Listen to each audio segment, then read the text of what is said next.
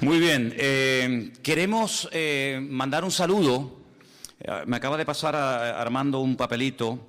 Hay una persona que nos suele ver muy a menudo, dice que no se pierde ningún culto, y nos escribe desde un pequeño pueblo de Tailandia. Asiste a una pequeña congregación, ¿no, Armando? Asiste a una pequeña congregación en Tailandia. Su nombre es Luz Wellmans. Yo no sé si es un hombre o es una mujer, pero bueno, da igual. Luz Wellmans, desde Tailandia.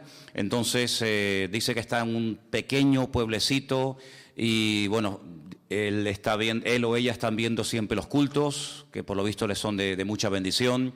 Y entonces, ya que se ha puesto en contacto con nosotros y nos escribe desde las Islas Canarias, un lugar tan lejos y un puntito ahí en el mapa que ni se ve, nosotros a esta persona, a este hermano, evidentemente, queremos darle un saludo desde aquí y le mandamos un aplauso y ánimo a nuestro hermano allí en Tailandia.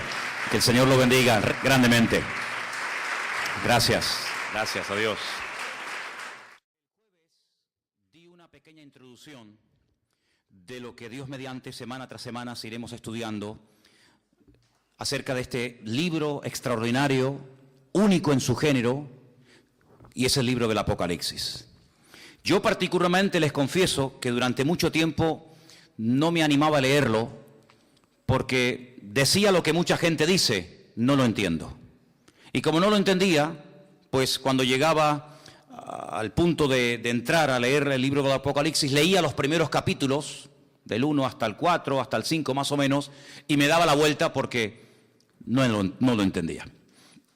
Pero no es porque el libro del Apocalipsis sea un libro imposible de entender. No, el problema no estaba en el libro, el problema estaba en mí. Porque para poder entender el libro del Apocalipsis, uno tiene primeramente que ir por distintas etapas. Porque los datos, la información, los colores, los números, etcétera, etcétera, que Juan nos proporciona en el libro del Apocalipsis, no se van a poder entender a menos que tú hayas leído previamente otros libros de lo que llamamos el Antiguo Testamento. Y ahí tú vas a tener una información que te va a ayudar cuando llegues a leer el último libro de la Biblia para poder entenderlo.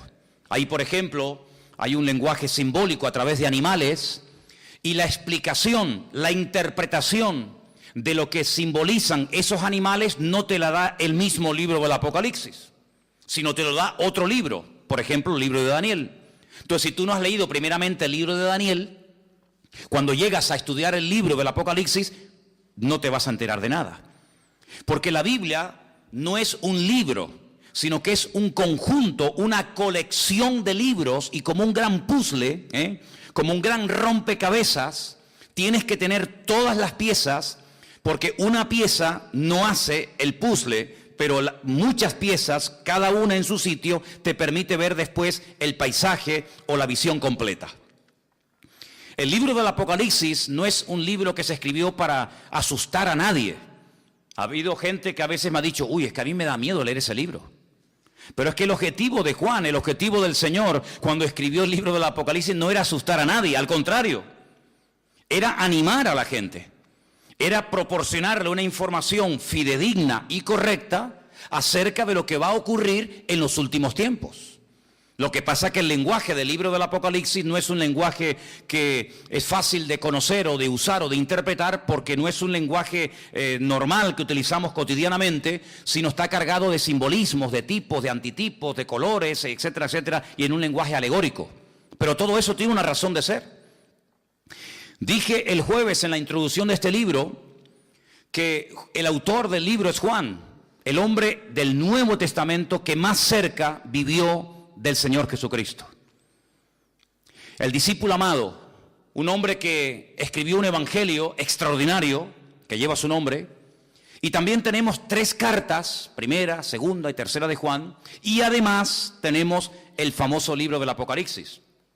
Cuando él está en la isla de Patmos, desterrado, como él bien dice, por causa del testimonio, por causa de la palabra del Señor, dice la Biblia que el Señor se le presentó, pero se le presentó de una forma, se le presentó de una manera que él nunca había visto así al Señor. Yo quiero que sepan que, por ejemplo, en el Evangelio según San Juan, Juan describe de 7 formas diferentes al Señor Jesucristo.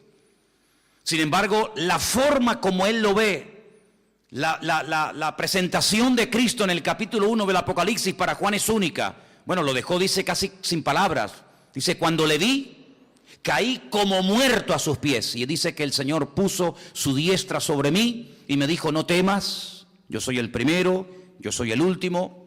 Escribe las cosas que has visto, las que son y las que sucederán en el futuro, y envíalo a las 7 iglesias. Ahora, vamos a poner aquí en la pantalla un mapa para que ustedes vean dónde estaban hace 2000 años situadas estas 7 famosas iglesias del libro del Apocalipsis. La región que ocupaban estas 7 iglesias hoy en día está ocupado por el territorio o el país de Turquía, ¿vale? Algunos se preguntarán, ¿es que no había más iglesias en el siglo I? ¿Solamente existían estas 7? No, existían muchas más. Por ejemplo, aquí no se habla de la iglesia de Corinto, no se habla de la iglesia de Tesalónica, no se habla de los hermanos de la iglesia en Roma. Claro que existían muchas congregaciones, probablemente cientos, no sé si miles, pero cientos seguro. ¿Por qué entonces solamente el mensaje que recibe Juan va dirigido a estas 7 iglesias que tenemos ahí, que son Éfeso, Esmirna, Pérgamo, Tiatira, Sardis, Filadelfia y, como pueden ver aquí abajo, la iglesia de Laodicea? ¿Quién fundó estas iglesias? ¿De dónde nacieron estas congregaciones? Bueno, de estas 7 ciudades que ustedes ven aquí abajo a mano izquierda, ustedes ven Éfeso. De todas las ciudades que había allí, la más importante, sin lugar a dudas, era la ciudad de Éfeso. Una ciudad enorme, una ciudad llena de templos, una ciudad donde el libro de los Hechos dice que el apóstol Pablo estuvo 2 años viviendo allí. Cuando Pablo llegó a la ciudad de Éfeso, que está en Asia Menor, no había obra, no había una congregación, no había una comunidad, pero él se encuentra, entre comillas, casualmente con un pequeño grupo de 12 creyentes que cuando se los encuentra les hace una pregunta muy interesante. ¿Ustedes cuándo recibieron el Espíritu Santo? Y ellos le dijeron, no, nunca hemos oído hablar del Espíritu Santo. Extraño, ¿no? ¿En qué fueron ustedes bautizados? Y ellos le respondieron a Pablo, nosotros fuimos bautizados por Juan el Bautista. Cuando Pablo les hace esa pregunta a ese grupo de hermanos, ya hace 25 años que Juan el Bautista había muerto. Luego ellos son ex discípulos de Juan el Bautista y fueron bautizados en Israel por Juan el Bautista en el río Jordán. Y con ese pequeño grupo, doctrinalmente no muy fino que digamos, Pablo arranca y se queda allí 2 años trabajando. Recuerden que fue en aquella ciudad donde apedrearon a Pablo. Y dice que lo sacaron de la ciudad creyendo que ya lo habían matado. Y algunos comentaristas dicen que probablemente el Señor lo resucitó. Porque para echarlo fuera de la ciudad, los que lo habían apedreado, es porque creían que ya lo habían matado. En esa ciudad dice el apóstol Pablo que él llegó a pelear contra fieras. Probablemente estuvo en la arena de algún circo romano peleando contra fieras salvajes. En esa ciudad fue donde por poco, tienen que cerrar el templo más grande de la ciudad, el templo de la diosa Diana de los Efesios, o Afrodita, como también se le llamaba en aquellos tiempos en otras partes del mundo. Así que Pablo estuvo en aquel lugar y algunos creen que de la iglesia de Éfeso, esta que tienen aquí abajo a mano izquierda, él o obreros preparados por él salieron a esas otras ciudades que ustedes pueden ver ahí, pero digamos que la iglesia madre fue la iglesia de Éfeso, pastoreada por el apóstol Pablo, y de ahí, repito, salieron obreros que abrieron otras congregaciones. Así que directa o indirectamente, estas iglesias fueron fundadas por el ministerio del apóstol Pablo. A esas 7 iglesias, dice la Biblia que Juan les tiene que escribir un mensaje a cada una de ellas. El jueves vimos el capítulo 1 y el capítulo 2, la introducción. Juan está en Patmos, desterrado en el día del Señor. Hago un pequeño paréntesis aquí, porque con esto de que la gente nos ve y con esto de que la gente nos sigue en Facebook y en la página web, pues a veces recibimos, a veces no, la mayoría de las veces recibimos centenares, a veces miles de mensajes. Y hay una persona que me ha escrito diciendo que ¿por qué cuando el jueves dije que Juan estaba en el Espíritu en el día del Señor, por qué no hablé acerca de lo que era el día del Señor? Y bueno, hago un pequeño paréntesis. El libro del Apocalipsis, el énfasis no está tanto en el día del Señor, sino en el Señor del día. El objetivo del Apocalipsis no es exaltar el día del Señor, que esa persona quiere que yo diga que es el sábado, porque lo es, el día del Señor es el Shabbat, no lo ha sustituido ningún otro día. Pero no hablé precisamente de eso, porque el libro del Apocalipsis es una revelación no del día del Señor, sino es una revelación de Jesucristo. Y al que damos honra y gloria no es al día del Señor, sino al Señor del día. Simplemente por eso. Pero no porque no quería decirlo, sino todo lo contrario, no tengo por qué evitarlo. A esas 7 iglesias hay que mandarles un mensaje. Cada mensaje que manda Juan a una de estas 7 iglesias es diferente. Usted lee el mensaje a la iglesia de Éfeso y no tiene nada que ver con el mensaje que el Señor manda a la iglesia de la Odisea. Usted lee o estudia el mensaje a la iglesia de Pérgamo y no tiene nada que ver con lo que el Señor le dice a la iglesia de Tiatira o a cualquier otra. Porque cada iglesia tenía sus necesidades, cada iglesia tenía que recibir una palabra específica. Y por eso es muy importante que nosotros cuando leamos estos capítulos de las 7 iglesias del Apocalipsis, nos demos cuenta de que estas iglesias existían realmente, pero también representan en cierto sentido la trayectoria y el desarrollo de la iglesia a nivel general a lo largo de la historia. Seamos sinceros, la iglesia del siglo XXI se parece muy poco a la iglesia del siglo I. Creemos en el mismo Dios, por supuesto. Tenemos el mismo Señor, por supuesto. Tenemos la misma Biblia, por supuesto.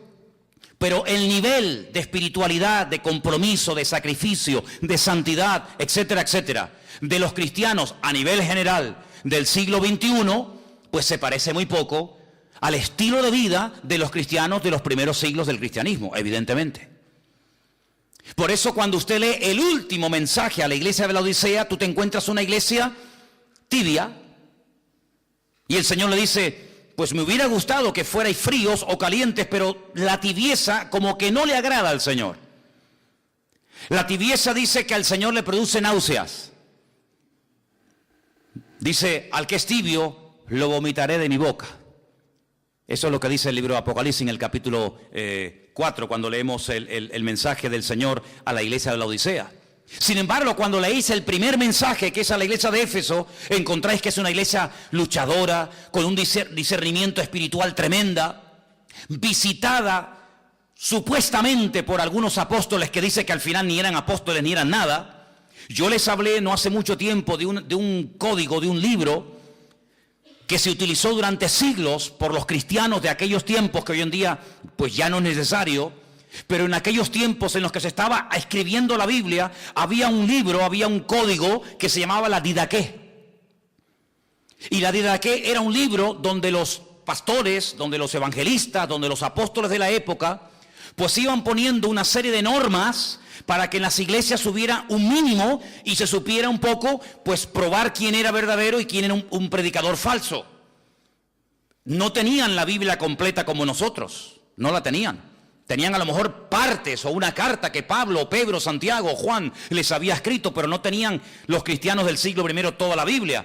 Entonces, ¿cómo probaban a los supuestos apóstoles? Pues tenían un libro llamado la Didaqué, donde se establecían una serie de normas. Y por ejemplo, a los evangelistas itinerantes, a los predicadores itinerantes que iban de ciudad en ciudad predicando las buenas nuevas del evangelio, en la Didaqué, en dicho libro, que lo tenían las congregaciones de la época, se decía que cuando una persona llegaba de visita a una congregación y estaba más de 3 días, y él decía que era un predicador o un apóstol, si estaba más de 3 días, hay que dudar de esa persona, porque una persona llamada por el Señor para predicar el evangelio no puede estar días y días y días parado sin hacer nada. Fíjate tú el listón como lo ponían. Pero lo descartaban automáticamente cuando pedía dinero.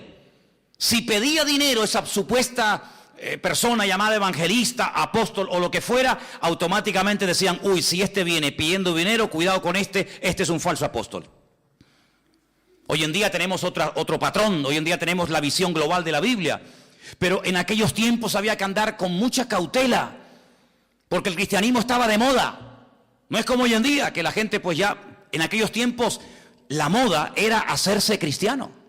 Muchos se hacían cristianos por la moda, arrastrados, y se bautizaban por la moda, y se congregaban por la moda, porque era la moda de la época hacerse cristianos, ¿verdad? Parece mentira, pero así era.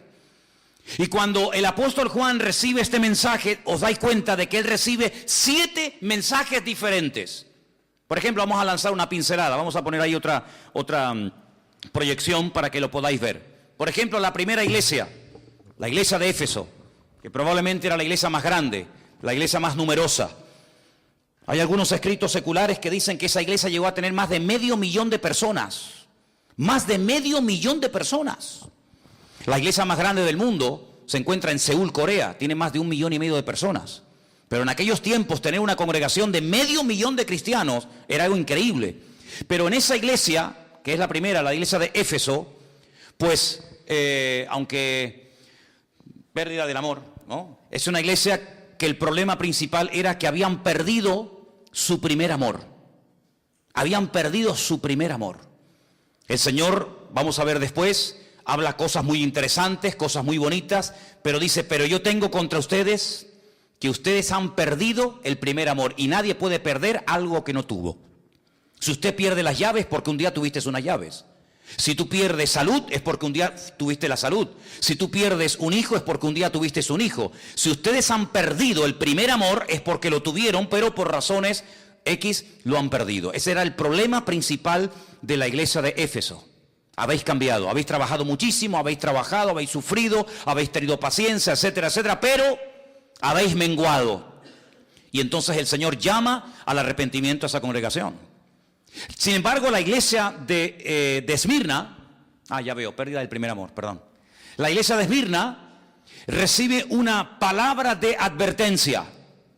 A veces el Señor viene a nuestra vida no con una promesa, no con una palabra de ánimo, sino con una palabra de advertencia. Cuidado, cuidado, que te puede pasar esto, esto, esto y aquello. Como la Biblia es un libro tan variado, tan completo, hay momentos en los que necesitas una palabra de ánimo y aquí hay miles. Pero hay momentos en los que necesitamos una reprensión y aquí también hay. O hay momentos en los que el Señor tiene que advertirte de un peligro. Cuidado con este, cuidado con aquella, cuidado con esta situación, cuidado que te puede pasar esto. Y la Biblia también advierte de posibles peligros, porque lo que el Señor quiere es que andemos en los principios de la Biblia y no aprendiendo a base de palos o a base de errores. Amén, hermanos. Ese era el problema y ese era el mensaje que necesitaba oír la iglesia de Esmirna. Pero sin embargo, la iglesia de Pérgamo era una iglesia que le había dado lugar a falsas doctrinas, a falsas enseñanzas, y estaban haciendo muchísimo daño a la congregación. Falsas doctrinas. Cuando creemos en la verdad, como dice aquí, nos hace libres. La verdad trae gozo. La verdad trae libertad, trae alegría, trae paz. Pero cuando creemos en mentiras, creyendo que son verdades, nos podemos convertir en un esclavo. Y ese era el problema de esta congregación. Falsas doctrinas. Algunos dirán, pero ya en el siglo I, ¿ya había falsas doctrinas? Siempre ha habido falsas doctrinas, siempre ha habido fraudulentos. Y en aquellos tiempos, por supuesto que también. La iglesia de Tiatira le permitía a una persona que se llamaba Jezabel, a una mujer. Por eso, para entender el Apocalipsis, uno tiene que conocer bien el Antiguo Testamento, porque esta persona llamada Jezabel, este nombre, ya aparece en el Antiguo Testamento. Hay otra mujer que se llama Jezabel, y para conocer un poquito por dónde van los tiros, pues uno tiene que conocer a veces el pasado para poder interpretar el presente del libro Apocalipsis. En esta congregación había mala enseñanza, también falsas doctrinas, pero era una mujer que se le había permitido dar falsas profecías, crear una falsa expectativa en la congregación. Y dice que llegó a enseñar cosas que en el Concilio de Jerusalén, capítulo 15 del libro de los Hechos, se habían prohibido. Sin embargo, parece que el pastor de la iglesia como que le toleraba a esta señora que dijera y que enseñara lo que quisiera, y estaba despedazando a la iglesia, y ese era el mensaje que ellos necesitaban escuchar. Sin embargo, cuando vamos a la iglesia de Sardis, el problema es que la iglesia de Sardis, así de claro te lo digo y de directo, era una iglesia que estaba muerta. Muerta. ¿Puede morir una iglesia? Pues bueno, la Biblia dice, tenéis nombre de que viven, pero sin embargo estáis muertos. Una iglesia muerta. Una iglesia que vivía de las glorias del pasado. Una iglesia que se fue apagando, hasta que definitivamente se apagó la luz y terminó muriendo. Tremendo, ¿no? Una iglesia que empezó seguramente tan bonita, tan bien, tan animada, y terminó muerta completamente. Sin embargo, la iglesia de Filadelfia no recibe una reprensión, sino recibe un reconocimiento por parte del Señor, recibe una palabra de ánimo. ¿Por qué? Porque es una muy buena congregación. Es una iglesia preciosa, es una iglesia muy buena. Y entonces el Señor lo que hace es que le anima a que sigan adelante, a que no tiren la toalla, sino que sigan adelante a pesar de las pruebas y dificultades por las cuales pueden pasar. Pero sin embargo, la iglesia de la Odisea no era una iglesia que se había introducido falsas enseñanzas o falsas doctrinas, sino era una iglesia tibia, una iglesia conformista, una iglesia sin expectativas. Un grupo de creyentes que habían perdido la presencia del Señor y no se habían dado cuenta. ¿Cuántas veces podemos perder algo y hasta que no nos hace falta no nos hemos dado cuenta que lo hemos perdido? ¿Verdad? ¿Cuántos padres a lo mejor van a la playa y se entretienen y cuando hacen así se dan cuenta de que el niño o la niña ha desaparecido y se desesperan buscándolo? Bueno, hay un pasaje en la Biblia, en el Evangelio según San Lucas, donde dice la Biblia que José y María subieron una vez a Jerusalén a celebrar una de las fiestas bíblicas. Y dice que cuando volvieron, pues a los 3 días se dieron cuenta de que el niño no estaba con ellos. Creían que estaba con los familiares, creían que estaba con la gente, y sin embargo lo habían perdido y no se habían dado cuenta. Hay en el Antiguo Testamento pasajes y personajes que perdieron, sí hermanos, perdieron la presencia del Señor de su vida y no se habían dado cuenta. Por ejemplo, Sansón, un personaje del Antiguo Testamento que dice que el Espíritu de Dios, es decir, la gracia, la presencia del Señor ya no estaba con él y él no se había dado cuenta. Claro, había pecado tanto, había jugado tanto con el fuego que al final se terminó quemando. Y así estaba la iglesia en la Odisea, ni dentro ni fuera, ni sí ni no, ni fu ni fa, tibia. Totalmente tibia.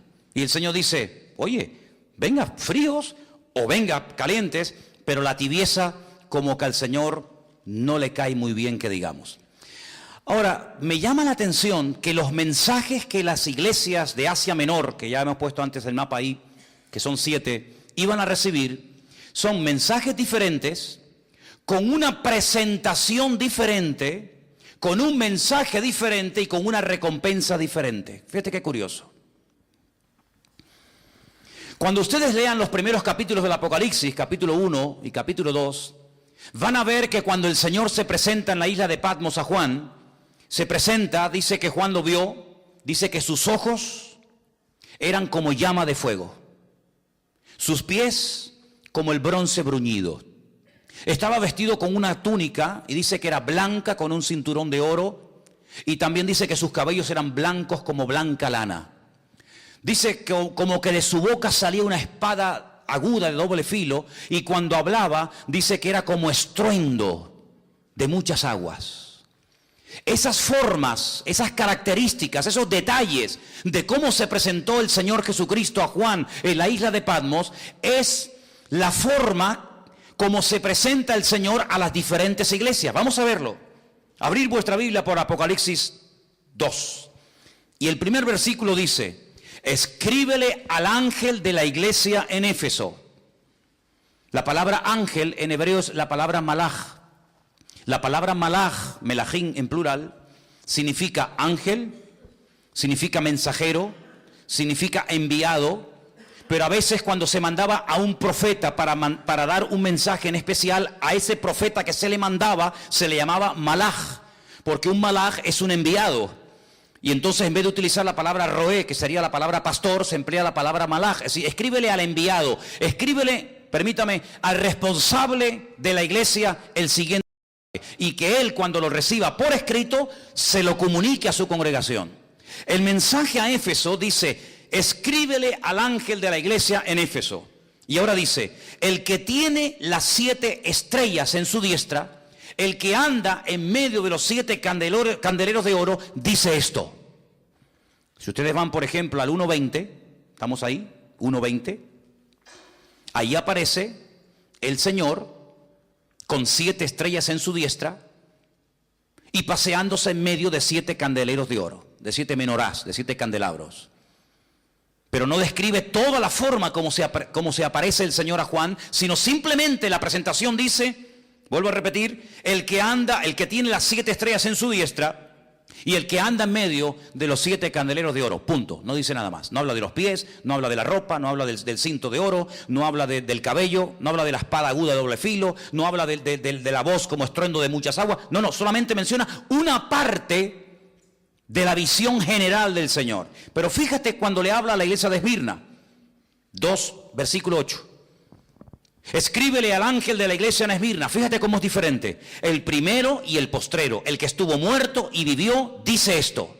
¿Te das cuenta cómo la presentación a la iglesia de Éfeso es completamente diferente a la presentación que el Señor hace a la iglesia de Esmirna? Completamente. Es el mismo Señor, pero presentándose, dándose a conocer a la iglesia de una forma diferente. Mira, por ejemplo, lo que dice en el versículo 12. Mensaje del Señor a la iglesia de Pérgamo. Escríbele al ángel de la iglesia en Pérgamo y escribe lo siguiente. El que tiene la espada aguda de 2 filos dice esto.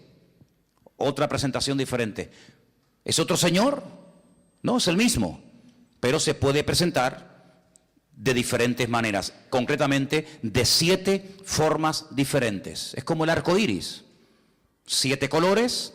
Es como cuando proyectas a través de una gota de agua un rayo de luz. Es una gota de agua, pero cuando le pega el rayo de luz a la gota del agua, lo que hace es que se divide en 7 partes.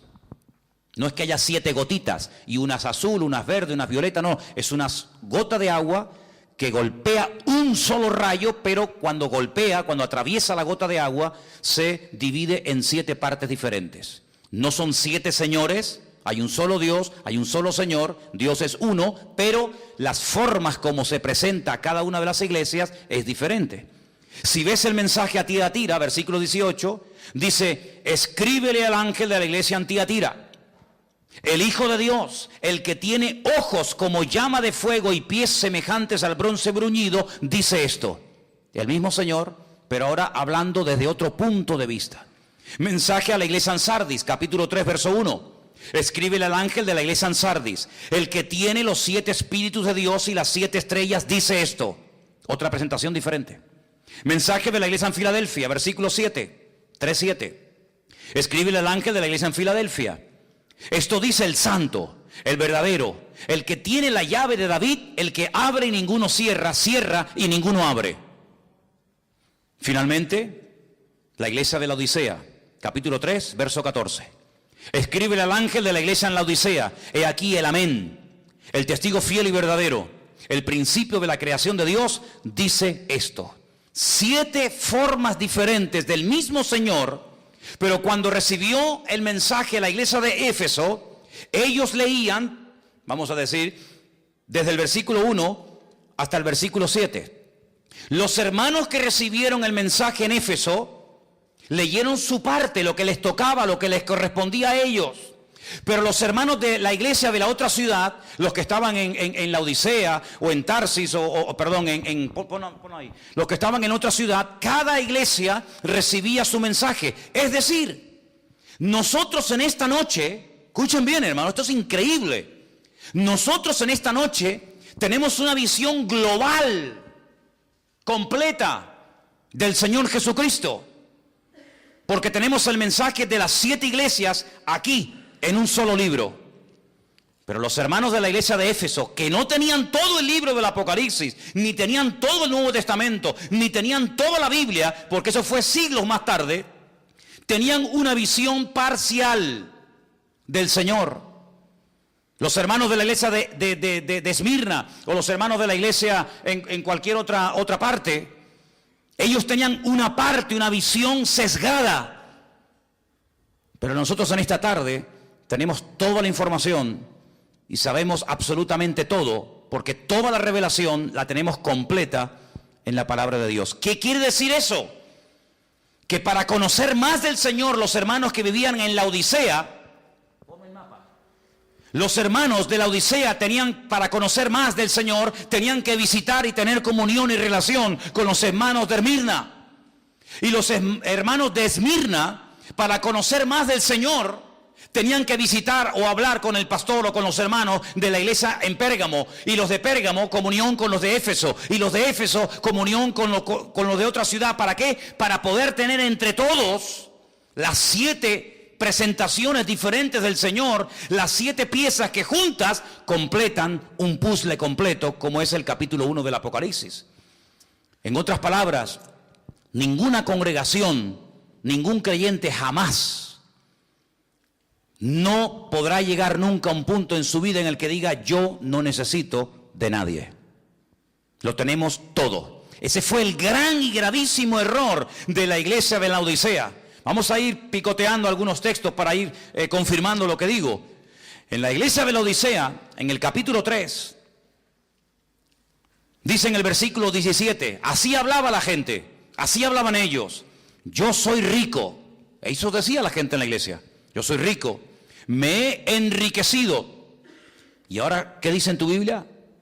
De ninguna cosa tengo necesidad. De ninguna cosa tienes necesidad.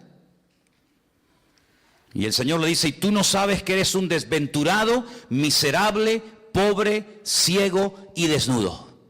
Ellos conocían la parte del Señor que se había presentado a ellos como el amén, el testigo fiel y verdadero, el principio de la creación, pero nada más. ¿Cómo podían decir nuestros hermanos en aquel tiempo de la iglesia de la Odisea, donde todo estaba empezando, donde había otras iglesias igual o más bendecidos que ellos, que también Dios y el Señor había derramado su gracia entre esas congregaciones? ¿Cómo podían ellos tener esta arrogancia, esta soberbia de decir: no necesitamos de nada? Pero hermanos, aunque parezca mentira, esta actitud no solamente a nivel personal se puede tener, aunque no hay que tenerla, y en algunas congregaciones y en algunas denominaciones se tiene, como menospreciando a otros porque nosotros somos los mejores, los que mejor hacemos esto, los que mejor tenemos no sé qué, y menospreciamos a los demás, cuando la Biblia nos enseña que la iglesia tiene que tener una visión general y global de cuerpo, y que cada iglesia forma parte de ese cuerpo, somos miembros los unos de los otros, pero ni los pies, dice Pablo, le pueden decir a la mano: no te necesito, ni las manos le pueden decir a los pies: no te necesito. ¿Qué son más importantes? ¿Los oídos, la boca, el corazón, los pulmones, los ojos? ¿Qué es más importante? Todo es importante. ¿Cuántos dicen amén? Todo es importante. Cuando usted tenga que coger algo con la mano, se va a dar cuenta que si no las tiene, es muy difícil coger cosas con otras partes del cuerpo. Sí, hay gente que con los pies hace maravilla y pintan cuadros, y he visto gente en internet que con los pies tocan la guitarra mejor que los que tenemos manos. Sí, pero son las excepciones.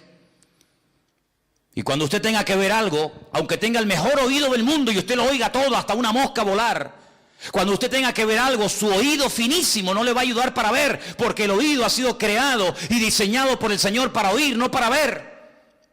Pero cuando usted tenga que hablar y comunicar un mensaje o transmitir una idea o pedir algo, aunque usted tenga una vista de lince y no tenga falta de vista ni de cerca ni de lejos, y vea a 1 kilómetro de distancia, hermano, una hormiga en la cabeza de alguien, cuando usted tenga que compartir algo y decir algo, no le va a servir de nada su vista de lince, porque el ojo no ha sido diseñado para hablar, sino para oír. Y Dios lo ha hecho así, de tal manera que aprendamos a tener una interdependencia y a necesitarnos los unos de los otros. ¿Cuántos dicen amén? Fijaros en esta tarde los que estaban aquí arriba. No todos hacían y tocaban el mismo instrumento. Cada uno tocaba el suyo, cada uno hacía su parte, y entre todos pudimos juntos tener un tiempo de alabanza y de oración. ¿Quién es el más importante? Ninguno es el más importante. Todos son importantes, todos son necesarios, todos necesitan el uno del otro. Y cuando hay armonía hay bendición, pero cuando hay pelea y cuando hay competición, la bendición de Dios se marcha. ¿Cuántos dicen amén? Y hemos llegado a un punto en el que los únicos y lo digo con toda sinceridad, los únicos que tenemos la autoridad y debemos de hacerlo, de enseñarle y decirle al mundo que nosotros, a pesar de diferentes países, diferentes trasfondos culturales o sociales, diferentes razas, etcétera, etcétera, podemos convivir y llevarnos bien entre nosotros. ¿Cuántos dicen amén? Mirad los partidos políticos, miradlos. No saben llevarse bien, no son capaces de unirse por un bien común, sino yo quiero esto, y si no, no te apoyo. ¿Podríamos decirle eso a un hermano? Si no cantas como yo digo, si no aplaudas y danzas como yo digo, si no haces las cosas como yo digo, no te amo y no eres mi hermano en Cristo. ¿Podemos decir eso?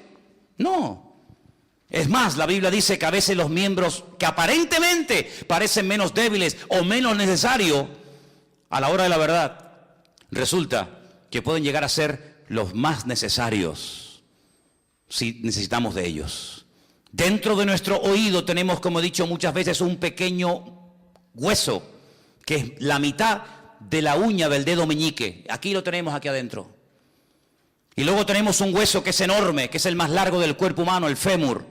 Si pusiéramos un fémur encima de una mesa y pusiéramos ese huesecito encima de una mesa, diríamos, fíjate tú, ¿para qué quiero yo esta?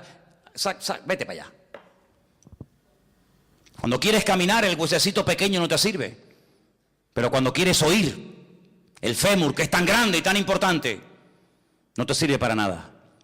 ¿Cuál es el más importante? ¿El chiquitito o el grande? ¿El fémur o el otro? Los dos son importantes. Depende de lo que vayas a hacer. Una cosa depende de la otra. Y el Señor ha diseñado el cuerpo humano con una diversidad de músculos, una diversidad de huesos extraordinarios para que tengamos un punto de referencia, algo que podemos ver y decir, así como es mi cuerpo y necesito de todos los miembros de mi cuerpo, así también debería de ser el cuerpo de Cristo, que es la iglesia, necesitándonos todos los unos a los otros. Pero no solamente el Señor se presentó a las iglesias de 7 formas diferentes, y ahí vemos lo variado y lo amplio que es nuestro Señor, sino que además también podemos ver 7 formas diferentes o una serie de formas diferentes de cómo a lo largo de la historia Satanás va a atacar al creyente y al pueblo de Dios. Ha habido momentos en la historia en los que las falsas doctrinas, las falsas enseñanzas han hecho estragos en muchos que se llamaron cristianos. De hecho, no sé si saben, pero la mayoría de las sectas que existen hoy en día, las personas fundadoras de muchas de las sectas más famosas que conocemos todos hoy en día y otras que ya no existen, que tuvieron su momento de gloria a lo largo de la historia, fueron personas que en un momento tuvieron, digamos, una aproximación o una relación o un contacto con la verdad, pero que se apartaron de la verdad, escuchando historias raras y extrañas. Y yo siempre he dicho que es mucho más fácil y correcto creer lo que dice la Biblia que lo que la Biblia no dice. Hay gente que se hace preguntas acerca de lo que la Biblia no dice, cuando tenemos suficiente material en la Biblia como para preguntarnos, Señor, ¿me puedes explicar lo que dice tu palabra? La Biblia no es un libro que se escribió para calmar la curiosidad de los curiosos, no. La Biblia se escribió para ayudar y fortalecer y animar a aquellos que creen en el Señor, le aman y quieren servirle y honrarle a través de su vida. Claro que hay muchas cosas que la Biblia no dice, pero si el Señor no lo reveló en su palabra, ¿para qué perder el tiempo en cosas que la Biblia no dice, en vez de invertir nuestro tiempo y nuestra energía en cosas que la Biblia quiere que todos sepamos? Es muy importante estos mensajes a las 7 iglesias del Apocalipsis, porque encontramos una expresión que se repite en todas las iglesias. La presentación es diferente, el mensaje es diferente, cada pastor era evidentemente diferente, la recompensa es diferente, pero hay algo que el Señor le repite y le dice a todas las iglesias. Vamos a verlo. Capítulo 2, verso 7, léalo conmigo. ¿Qué dice? El que tiene oído para oír, oiga lo que el Espíritu dice a las iglesias. Es una obligación oír. Yo dije en una ocasión que hay un verbo en hebreo que tiene una doble interpretación. En español tenemos un verbo para cada cosa, pero en esta ocasión el verbo obedecer y el verbo escuchar, prestar atención, es el mismo. Es el mismo. Y por el contexto, usted tiene que saber interpretar si dice obedecer o dice escuchar. Pero cuando dice escuchar, es escuchar para obedecer. No es escuchar para decir, vale, ya te oí, pero después hace lo que te da la gana. No, en la Biblia cuando nos dice escucha, es que escuche para obedecer, y si no, mejor que no escuches. Porque hay gente que dice, no, si yo respeto, está bien, pero yo voy a hacer lo que me dé la gana. Es que ese, el concepto de escuchar, el concepto de prestar atención en la Biblia, no es decir, ya sé la información, gracias. No, el concepto en la Biblia de Shema, de escuchar, de prestar atención es, presta atención y escucha para luego obedecer, pero no para que luego haga lo que te dé la gana. Y a todas las iglesias le dice lo mismo, escuchen, obedezcan lo que el Espíritu dice a la iglesia. Se lo dice a la iglesia de Esmirna, versículo 11. El que tiene oídos para oír, ¿qué dice? Oiga lo que el Espíritu dice a la iglesia. Versículo 17. El que tiene oídos para oír, oiga lo que el Espíritu dice a la iglesia. Y 7 veces a las 7 congregaciones les dice, escuchen, presten atención, obedezcan lo que el Espíritu le está diciendo a la iglesia. En otras palabras, el mensaje que hay detrás de esto es, adapten su estilo de vida a la Biblia y no intentes adaptar la Biblia a tu estilo de vida. Hay gente que utiliza la Biblia para justificar ciertas y determinadas posturas o creencias que tiene en la vida. Por ejemplo, si un hombre tiene 2 mujeres, le es infiel a la suya, tiene 2, y él dice, momento, la Biblia dice que David y Salomón tuvieron un montón de mujeres. Sí, es verdad, lo dice.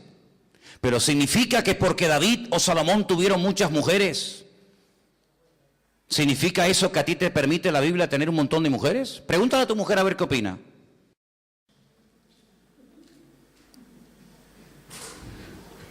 No, es que la Biblia dice que una vez un hombre de Dios estuvo con una ramera. Luego yo esta noche me puedo ir con prostitutas. Pero vamos a ver, en la Biblia hay ejemplos a imitar y ejemplos a no imitar. Y la excepción no confirma la regla. No significa de que tú vas a justificar tu desorden porque otras personas pecaron igual o peor, sino que tiene que ser una advertencia para tu vida. Si hubo una mala madre, no imites los ejemplos de las malas madres, sino que sean de advertencia para que usted sea una buena madre. Si hubo un hijo pródigo, no imites al hijo pródigo, imita a los hijos obedientes y sometidos al plan de Dios. Si hubo un mujeriego, un borracho, un despilfarrador en la Biblia, que eso te sirva de advertencia y que te abra los ojos para que no sigas tú su ejemplo, porque si por esa regla de 3, entonces ¿por qué no imitas a Judas? Y sales esta tarde, te vas ahí al Parque Don Quijote y te ahorcas. ¿Te das cuenta que muchas veces queremos justificar nuestros pecados, a veces incluso condenando a otras personas? Cuando a veces le dices a una persona, mira hermano o hermana, lo que estás haciendo no está bien, ¿eh? Sí, pero hay gente que peca más que yo. Le dijo una vez Juan, el autor del libro del Apocalipsis, al Señor, le dijo Pedro al Señor, Señor, ¿y qué de este? El Señor le acababa de decir a Pedro que iba a morir crucificado. Y a Juan no le decía nada. Entonces Pedro se queda mirando al Señor y dice, Señor, a mí me has dicho que voy a morir crucificado. Está bien. ¿Y a este? Y le dijo el Señor, a ti, ¿qué más te da este? Tú déjalo a él y tú sígueme. La vida cristiana no se vive de la manita de nadie. Independientemente del ejemplo bueno o malo que te den otros que se llaman cristianos, a quien tú tienes que seguir, imitar y obedecer es al Señor. Y cuando veas a alguien que está haciendo las cosas mal y se llama cristiano, que a ti te sirva de advertencia para no cometer los mismos errores que él o que ella. Porque a lo mejor él o ella los está cometiendo por ignorancia, pero tú lo estás cometiendo deliberadamente porque has tenido un botón de muestra y no has prestado atención al mal ejemplo de esa persona que te está dando.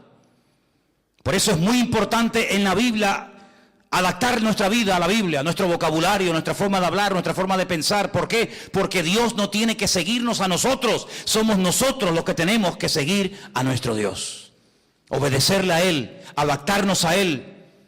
Vamos a leer, por ejemplo, el mensaje del Señor a la primera iglesia. ¿Les parece? Capítulo 2 de Apocalipsis. Ya hemos leído el versículo 1, por lo tanto vamos al 2. Yo conozco tus obras y tu arduo trabajo y paciencia. Qué bien, ¿no? Una iglesia trabajadora, con obras. ¿Por qué no dice la Biblia que la fe sin obras es muerta? Esta iglesia no estaba muerta, tenía obras. Yo conozco tus obras, tu arduo trabajo, tu paciencia, que no puedes soportar a los malos, y has probado a los que se dicen ser apóstoles y no lo son, y los has hallado mentirosos. A veces somos tremendamente intolerantes y exigentes con los demás y tremendamente liberales con nosotros mismos. A veces exigimos a la gente puntualidad, a veces exigimos a la gente santidad, a veces exigimos a la gente testimonio. Y yo creo que si fuéramos más exigentes con nosotros mismos de lo que a veces somos con los demás, probablemente nuestra vida estaría a otro nivel espiritual. A veces estamos demasiado pendientes de lo que hace fulanito, de lo que hace menganito, de cómo tiene que vivir el hijo del pastor, la mujer del pastor, el diácono, el anciano, la hermana tal, la hermana cual. Y somos muy pendientes de lo que otros hacen mal o hacen bien o no hacen o sí hacen. Pero esa no es la vida de un verdadero discípulo de Cristo. Esa no es la actitud de una persona que quiere crecer y avanzar en los caminos del Señor. Lo que tienes que preguntarte es más a ti mismo cada mañana: ¿estoy yo realmente siendo lo que pido a otras personas que hagan? Porque es muy fácil que un padre le diga a su hijo que no diga palabrotas, pero tú las dices. Es muy fácil decirle a los hijos que esto no se hace o hay que hacer esto, pero tú eres un botón de muestra de lo que le estás pidiendo a los demás. Pues dice aquí: ustedes habéis probado a los que se dicen ser apóstoles, no pueden soportar a los malos, se sienten fatal cuando ven a alguien que ellos consideran malo. Habéis sufrido, versículo 3, habéis tenido paciencia, habéis trabajado arduamente por amor de mi nombre y no has desmayado. Oye, pues hasta ahora, si aquí se parara el texto sería una maravilla. Pero no sé si os habéis dado cuenta, ahora yo voy a comenzar por segunda vez el mes de febrero un estudio, unas clases de hermenéutica. Ya se dieron en su momento. Animo a todos los que no han hecho el curso que lo hagan. De hecho, tengo una lista de personas que quiero que hagan este curso. Hay hermanos que ya han hecho la hermenéutica, que es la correcta interpretación de los textos bíblicos. Y una de las reglas de oro de la hermenéutica, hay docenas de reglas, pero una de ellas dice que hay que prestar suma atención al tiempo en el que se encuentran los verbos. Y si habéis prestado atención a lo que yo he leído esta tarde, todo lo bueno que dice el Señor de la iglesia de Éfeso, todo está en tiempo pasado. ¿Sabéis que hay pasado, presente y futuro? Y le dice: habéis, ¿en qué tiempo está? Pasado. Habéis trabajado, habéis sufrido, habéis tenido paciencia, todo en el pasado perfecto. Pero tengo contra ti que has dejado tu primer amor. Es decir, el pasado, el currículum del pasado en tu vida es extraordinario. Pero nuestra relación con el Señor no tiene que estar basada en el pasado, sino en el presente. Porque si tú orabas y leías la Biblia y eras una persona espiritual que amabas y que servías al Señor, está estupendo. Pero es que ahora da pena verte. Ya no oras, ya no lees la Biblia, ya no te congregas, ya no buscas de Dios. Entonces, ¿de qué te sirve tener un currículum precioso pero del pasado, cuando tú no te has renovado, tú no has crecido en el Señor, tú te has quedado estancado? Y déjeme que le diga algo: cuando una persona se estanca y se frena en su crecimiento espiritual, no se queda estancada, es que va cada vez a peor. Porque en el Señor, créame, o te renuevas o mueres. Y la iglesia de Éfeso tenía unas características buenísimas que tenían que ver con su pasado, pero su presente. El Señor dice: pero ahora ustedes no me aman a mí tanto como al principio. ¿Qué es eso del primer amor? Ya lo hemos dicho en otras ocasiones. Hay gente que dice, yo a veces oigo a algunos hermanos de otras congregaciones, porque nosotros ya aquí, después de un tiempo, tenemos una forma de hablar y una forma de expresarnos diferentes, aunque les parezca mentira, a otros hermanos de otras congregaciones, porque es así. es así. Y a veces escucho hermanos que cuando hablan de este versículo dicen, bueno, el primer amor se refiere a cuando conocimos al Señor al principio, que llegábamos el primero a la iglesia y no queríamos irnos, y nos marchábamos el último y casi nos tenían que sacar a patadas de la iglesia porque no queríamos irnos.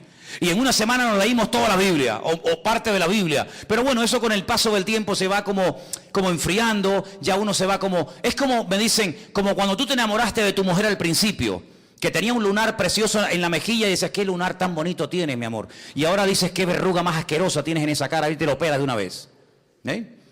Es como decir, lo bonito de una época como que ya forma parte del pasado y ahora casi es como una tragedia vivir con aquel hombre o con aquella mujer que todo lo que hacía te encantaba y te volvía loco y ahora resulta que todo te molesta.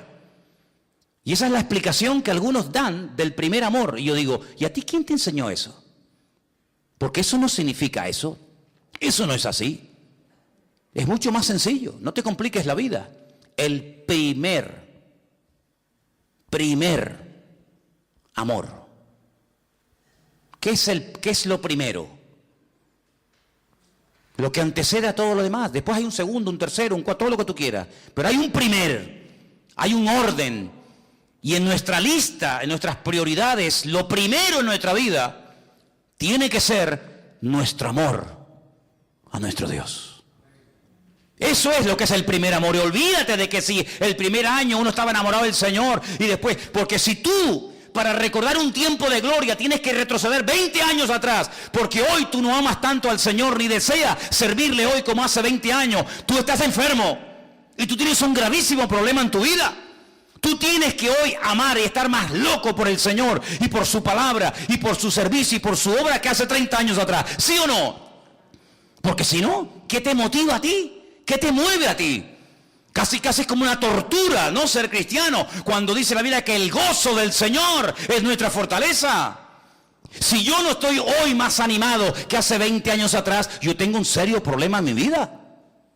Si tu matrimonio hoy es una rutina, si tú estás porque no te queda más remedio vivir con ese hombre y con esa mujer, tu vida, perdóname, tiene que ser una tortura. Acostarte con un hombre y con una mujer que no amas. ¿Hablar de qué? Con un hombre que desprecia y que no sientes nada por él o por ella. Tiene que ser terrible. Pero cuando tú estás con una persona que amas, a pesar de las diferencias, evidentemente, pero que hay un amor, es una maravilla, ¿sí o no? O estoy hablando un japonés yo esta tarde aquí, hermano. Porque amenes o esta tarde está ahí flojito, ¿eh? ¿Cuántos dicen amén? Ah, bueno, menos mal. Amén. Porque lo puedo decir más fuerte, pero no más claro, como dijo el otro, ¿verdad? El primer amor. Un día un doctor de la ley en Israel le dijo al Señor, ¿cuál es el primer mandamiento? Porque en la Biblia hay 613 mandamientos. No me los sé todos de memoria, evidentemente. Pero hay 613, solamente en el Antiguo Testamento. Y le están preguntando al Señor por el primero. Y el Señor dijo, el primer mandamiento es amarás al Señor tu Dios con todo tu corazón, con toda tu alma y con todas tus fuerzas. Y a tu prójimo como a ti mismo. Si cumples con estos dos mandamientos, has cumplido con toda la palabra, con toda la ley y con todos los profetas. Todas las mañanas cuando el judío se levanta, cuando el niño tiene uso de razón y comienza a balbucear las primeras palabras, lo primero que le enseña a su padre al niño antes de cualquier otra cosa en la vida es Shema Israel Adonai Eloheinu Adonai Echad. Escucha Israel, el Señor nuestro Dios, uno es. Y le dice, Ve'ahavtai Adonai Elohecha bechol levavecha, bechol nafshecha, uchol meodecha. Amarás al Señor tu Dios con todo tu corazón, con toda tu alma y con todas tus fuerzas. Eso es lo principal en la vida. Cuando empezó la Segunda Guerra Mundial, muchos judíos dejaron a sus hijos en conventos católicos para que los criaran los católicos y no murieran sus hijos en campos de concentración. Y cuando muchos de esos padres dejaron a sus hijos, les dijeron, hay dos cosas que ustedes tienen que recordar durante toda su vida. Pase lo que pase, nos volvamos o no a ver. Primero, que ustedes son judíos, ustedes son judíos. Y segundo, recuerden esto, lo que les acabo de decir. Escucha, Israel, el Señor nuestro Dios uno es, y amarás al Señor con todo tu corazón, con toda tu alma y con todas tus fuerzas. Y los dejaron esos niños en aquellos conventos católicos en la Europa de aquellos años. Terminó la Segunda Guerra Mundial. Muchos de los padres que dejaron a sus hijos en aquellos conventos católicos murieron en campos de concentración. Nunca más volvieron a reencontrarse con sus hijos.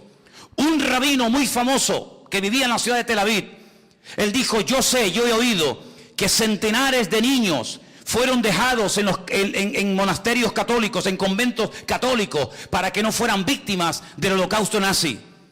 Y él se propuso ir a buscar a esos niños para llevarlos a Israel y que se criaran como judíos.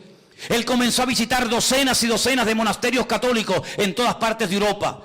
Y cuando llegaba a los monasterios les decía al abad, al responsable del monasterio, vengo a buscar a esos niños judíos que se dejaron aquí hace años. Y les decían, sí, pero ¿y ahora quiénes son esos niños? ¿Cómo sabemos quiénes son y quiénes no son? Y él dijo, yo voy a saber quiénes son esos niños. Y fue uno por uno. Y le decía a los niños, dime el Shema. Y los niños, algunos decían, no sé lo que me hablas. Pero había centenares de niños que decían, Shema Israel, Adonai Eloheinu, Adonai Echad. Este es uno de ellos. Este no, este sí, este también, este no. Porque les inculcan y le meten en los tuétanos de su cuerpo, desde su más temprana edad, que lo principal en la vida no es tener un buen coche ni una buena casa. Lo principal en la vida es amar a Dios con todo el corazón, con todo el alma y con todas las fuerzas. ¿Y saben cómo interpretan los judíos la palabra con todas las fuerzas? Con todos tus recursos, incluidos, lógicamente, también los económicos. Amados hermanos, el Señor confronta a esta iglesia con una triste realidad. Ya no me amáis tanto como al principio. Hubo un tiempo en vuestra vida, hubo un tiempo en vuestras congregaciones, hubo un tiempo en mi relación con ustedes que yo era lo primero, pero ya no lo soy. Y esto es algo que me duele y lo tengo contra vosotros. Pero si hay algo que me impacta de estos 7 mensajes a las iglesias del Apocalipsis, es lo que les voy a decir ahora. Todas las situaciones por las cuales pase nuestra vida, absolutamente todas, hay suficiente material en la palabra de Dios para saber cómo solucionar dicho problema. Es decir, tal vez tu nombre no está en la Biblia, da igual, pero tu situación laboral, económica, espiritual, física, psicológica o de la índole que sea tu situación actual, se encuentra en la Biblia. Lo único que tienes que encontrarla. Tal vez le pasó lo que te está pasando a ti, a Abraham, a Moisés, a David, a Salomón o a un personaje menos conocido. Pero la Biblia nos da una visión global, de tal manera que yo cuando pase por un problema, primero nunca te creas la gran mentira, que lo que te está pasando a ti, nadie te entiende, porque lo que te está pasando a ti, a nadie le ha pasado más que a ti en toda la historia de la humanidad. Hay 7.000 y pico millones de habitantes en este planeta Tierra y no quiero que pienses jamás la gran mentira, el gran dardo envenenado del diablo, que lo que te está pasando a ti con tu marido, con tu hija, con tu economía, con tu cuerpo, con lo que sea, nadie te puede entender porque lo que te está pasando a ti, a nadie le está pasando. Dice el apóstol Pedro en una de sus cartas, hermanos queridos, no os sorprendáis, no se lleven las manos a la cabeza por el fuego de pruebas que os está viniendo encima. Dice, como si alguna cosa extraña os aconteciera. Quiero que sepáis, dice Pedro, que los mismos padecimientos que estáis pasando vosotros en este momento, otros hermanos nuestros en otras partes y latitudes del mundo también los están pasando. Por lo tanto, no te sientas solo, sola, incomprendido.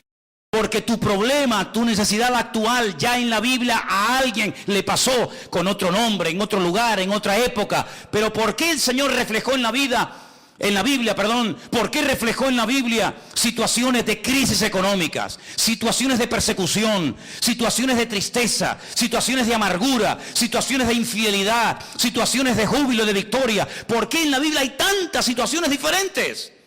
Porque por la vida, queridos hermanos, pasaremos por todo tipo de dificultades, y por todo tipo de experiencias.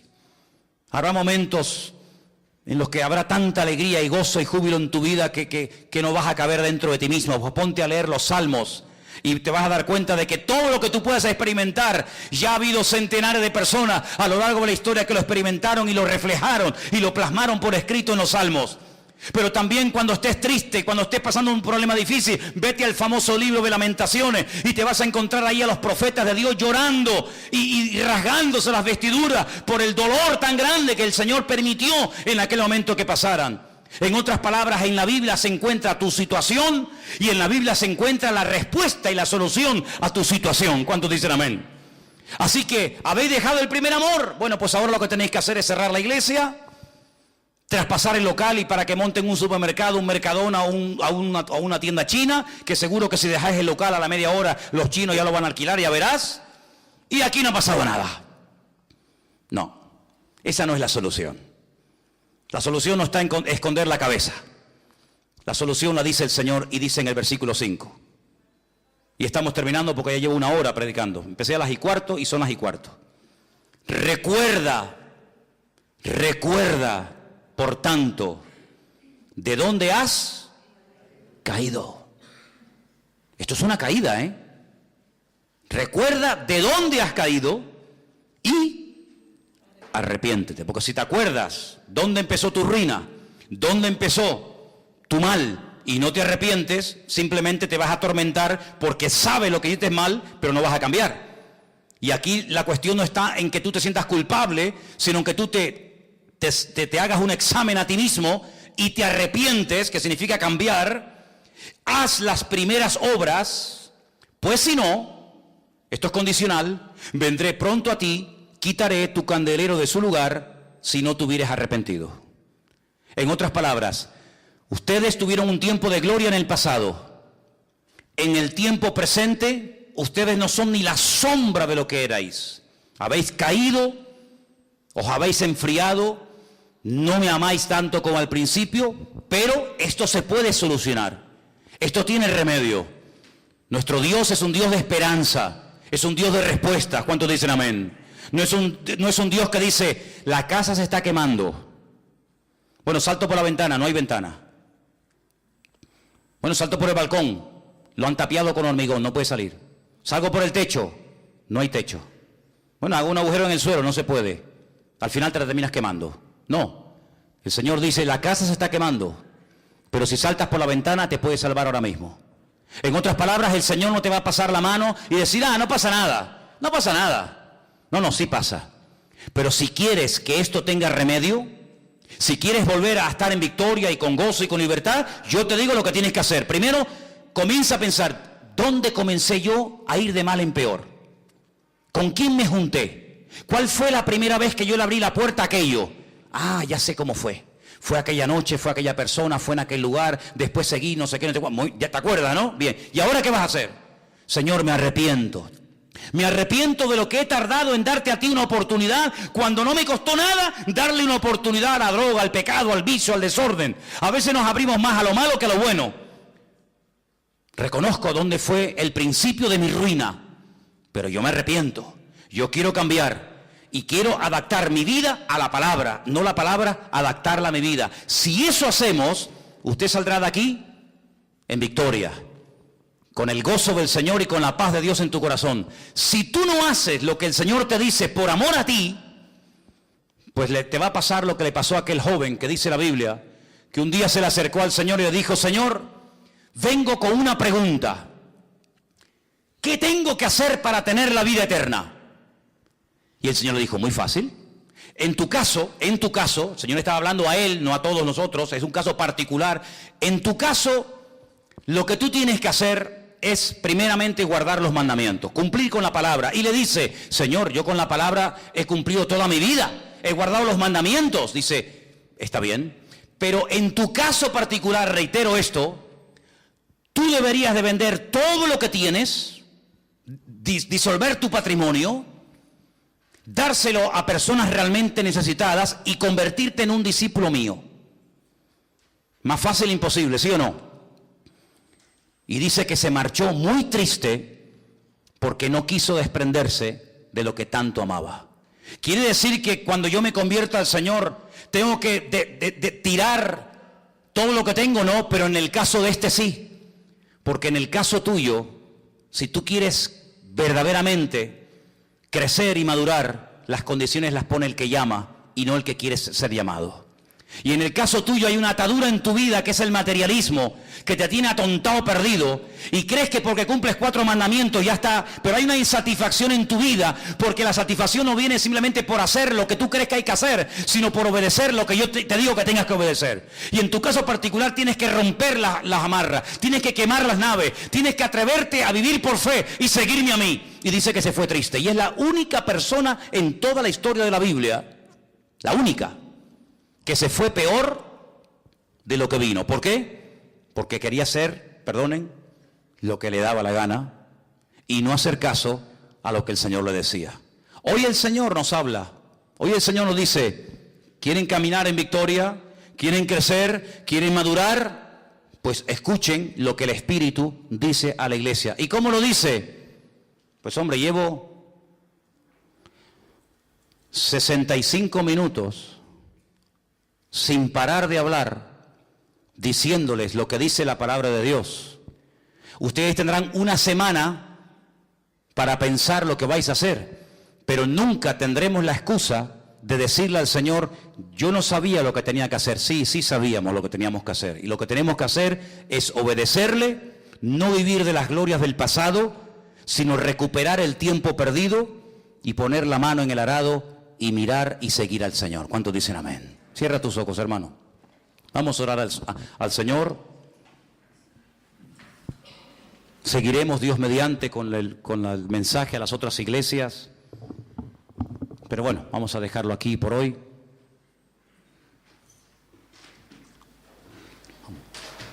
Yo quiero pedirles a todos los que están aquí, por favor. Mire, piensa lo que vas a hacer con tu vida. ¿Vas a montarte tu vida a tu manera, con tus ideas, con tus proyectos? ¿O vas a decir, mira, Señor, ¿sabes qué? Yo me rindo y quiero hacer tu voluntad y no la mía? Porque la voluntad del hombre, nuestra voluntad, nuestros planes pueden parecernos muy bonitos. Pueden parecernos muy interesantes, pero pueden estar equivocados. No te montes tu vida a tu manera. Deja que el Señor te guíe. Deja que el Señor te muestre para qué tú estás en este mundo. ¿Para qué tú naciste?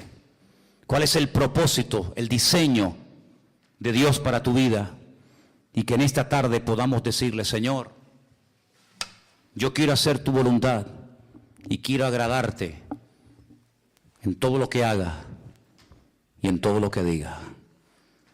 La vida cristiana, la vida de la Biblia, solamente se puede vivir de una manera, y es como Él ha decidido que se viva. La vida cristiana solamente se puede vivir con la fuerza y con la ayuda que el Señor nos da, porque es una vida tan difícil, es una vida tan opuesta al diseño del mundo, que si no es con la ayuda del Señor, es imposible poder vivirla.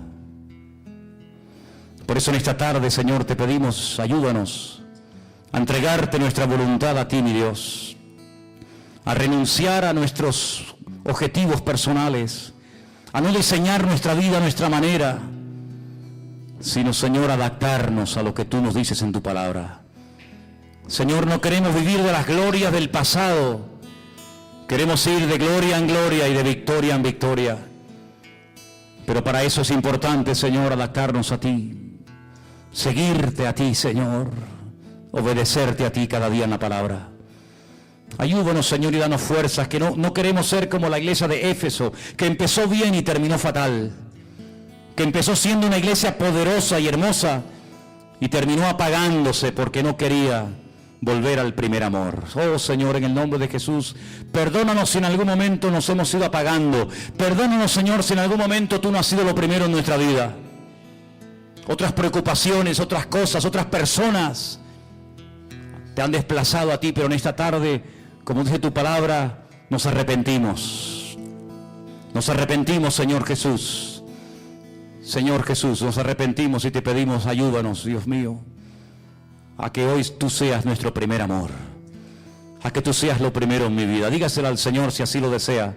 Señor, yo quiero que tú en mi vida seas lo primero, que tú en mi familia seas lo primero, que tú en nuestra congregación, aleluya, tú seas siempre lo primero, mi Dios. A ti toda la gloria y la honra en esta tarde, mi Señor, en el nombre bendito de Jesús. Amén.